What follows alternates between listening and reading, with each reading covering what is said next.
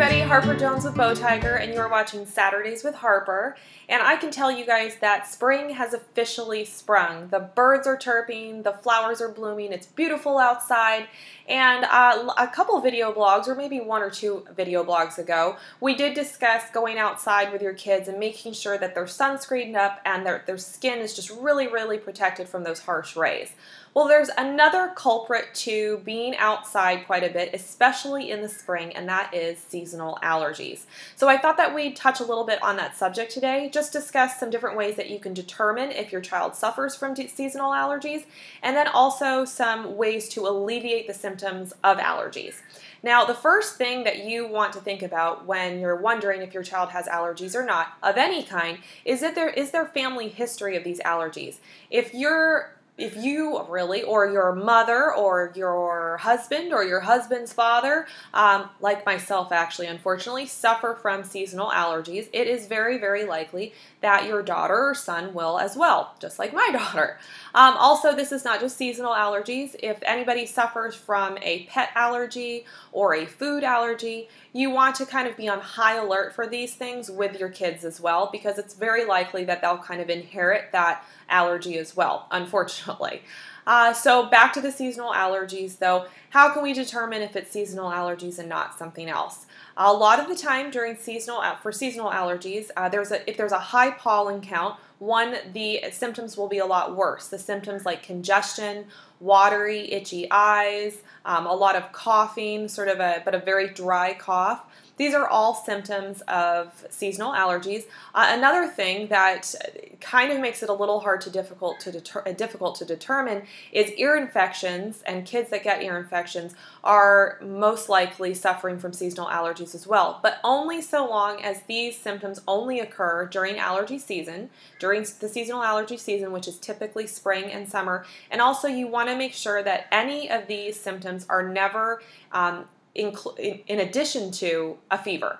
If your child has a fever, you want to make sure that you reach out to your pediatrician as quickly as possible, because if they're suffering from all of these symptoms in addition to a fever, it's likely something other than seasonal allergies, and hopefully it's just a small cold that will pass quickly, but you want to make sure that you stay on top of it nonetheless.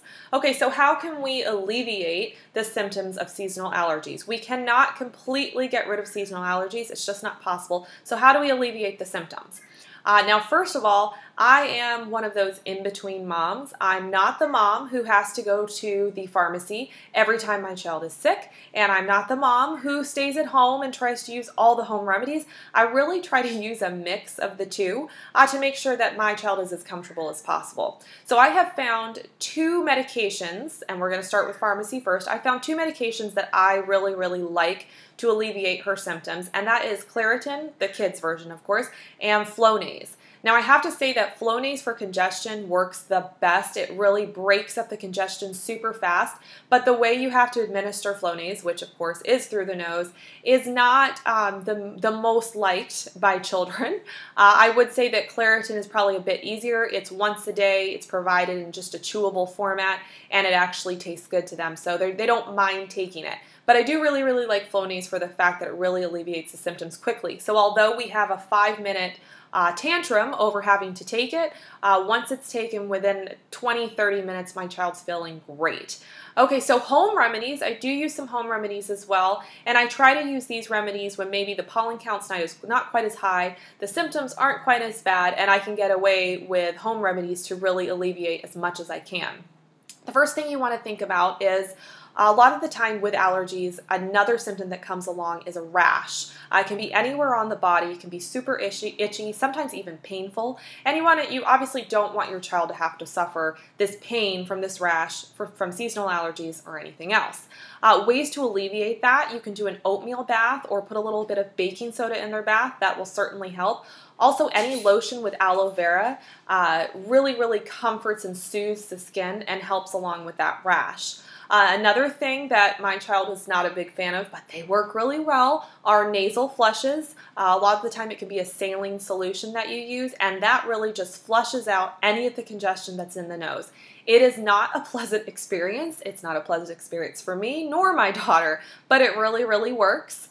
And then of course, this is something that a lot of people maybe do or don't think about, but it's something that is completely, ultimately free, and it really helps just get rid of that pressure, the headache pressures that sometimes are associated with seasonal allergies, and all the congestion that happens right here, and that is steam. Now, whether it's putting them under a towel over a hot pot of water, not too hot, of course, we don't want them burning themselves, or even putting them in the bathroom while the shower is running, while a bath is going, while that room gets nice and steamy, that will really break up a lot of the congestion and just make them a happier child while they are suffering through the seasonal allergies and the spring season.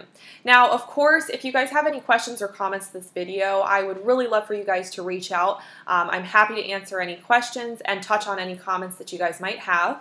And if you guys are watching this video on Facebook or YouTube, I'd ask that you also check out our video blogs on bowtiger.com, and we'll see you next week. Thanks so much, guys. Have a great day.